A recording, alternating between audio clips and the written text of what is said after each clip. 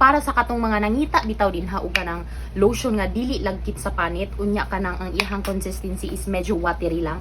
Perfect kaayo ning Vaseline Gluta-Hya para sa inyo ha guys. Kay kani siya is nindot kaayo siya. Tingnan guys. Tingnan ninyo oh.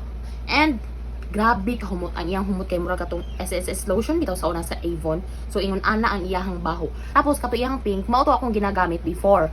And nag-ilis ko og ingon ani kay ang katong pink manggod kay kuan siya kanang pang ano lang to siya pag gusto lang nimo mo glow or mo flawless ang imuhang skin. Pero kaning Vaseline nga kaning yellow is para ni siya sa mga naay katul-katul, kanang mga kagid-kagid guys. So malighten niya ang imuhang skin. So mao ni siya ang perfect sa inyo ha nga color. O gusto mo atong pink nga pang pag-glow lang, pang pa-flawless, wala mo yung mga piklat or katul-katul, katong pink inyong gamiton kay ngano humot pud kaayo to. Kani siya guys is para ni siya sa mga naay kanang katul-katul, na mga piklat, so mag-lighten ang imuhang skin ani.